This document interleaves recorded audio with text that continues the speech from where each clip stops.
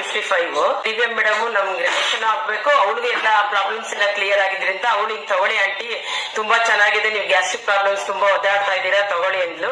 ಸರಿ ಅಂದ್ಬಿಟ್ಟು ನಾನೀಗ 4 years ಇಂದ ತುಂಬಾ ಒದ್ದಾಡ್ತಾ ಇದ್ದೆ ಗ್ಯಾಸ್ಟ್ರಿಕ್ ಪ್ರಾಬ್ಲಮ್ಸ್. ಹೋಮಿಯೋಪತಿಕ್ ತಗೊಂತಾ ಇದ್ದೆ ನಾನು. ಈ ಮ್ಯಾಟ್ರೆಸ್ ಮೇಲೆ ಮಲ್ಗೋದ್ರಿಂದ ನನ್ಗೆ ತಲೆ ತಿರ್ಗೋದೆಲ್ಲ ಅವಾಯ್ಡ್ ಆಗಿದೆ, ಲೂಸ್ ಮೋಷನ್ಸ್ ಆಗ್ತಿತ್ತು, ಅದು ಫುಲ್ ಕ್ಲಿಯರ್ ಆಗಿದೆ ಅಂತಾನೆ ಹೇಳ್ಬೇಕು. ಆಮೇಲೆ ನನ್ನ ಮಂಡಿಗೆ ಆಪರೇಷನ್ ಆಗ್ಬೇಕು ಅಂತ ಹೇಳಿದ್ರೆ ಅದು ಕ್ಲಿಯರ್ ಆಯ್ತು. ಆಮೇಲೆ ನನಗೆ ಡಿಸ್ಕೊಲಾಪ್ಸ್ ಆಗಿತ್ತು, ನಾನು ಮಣಿಪಾಲು, ಕೊಯಮತ್ತೂರು, ಬೆಂಗಳೂರು ಎಲ್ಲಾ ಕಡೆ ತೋರ್ಸ್ಕೊಂಡ್ ಬಂದಿದ್ದೀನಿ, ಎಲ್ಲ ಟ್ರೀಟ್ಮೆಂಟ್ ತಗೊಂಡಿದ್ದೀನಿ.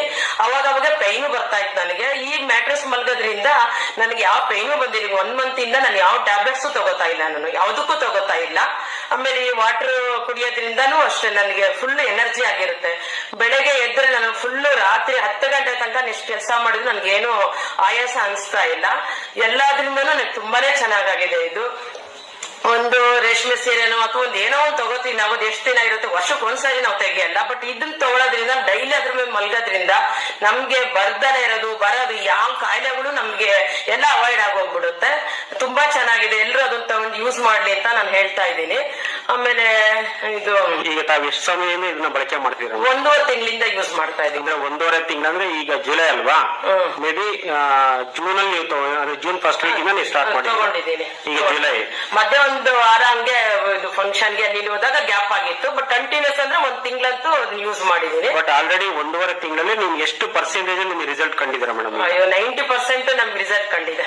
100% ಅಂತಾನು ಕೆಲವೊಂದು ಕೇಳ್ಬೋದು, ಆತರ ನನ್ಗೆ ಇದಾಗಿ ಪರ್ಸೆಂಟೇಜ್ ಬಂದಿದೆ. ಅಂದ್ರೆ ಪರ್ಟಿಕ್ಯುಲರ್ಲಿ ನೀವು ಯಾವ ಒಂದು ಆರೋಗ್ಯದ ಮೇಲೆ ನಿಮ್ಮ ಹೆಚ್ಚು ಪರಿಣಾಮಕಾರಿ ಕೆಲಸ ಮಾಡಿದೆ ಮೇಡಮ್? ಗ್ಯಾಸ್ಟ್ರಿಕ್ ಮೇಲೆ ತುಂಬಾನೇ ಪರಿಣಾಮ ಆಗಿದೆ.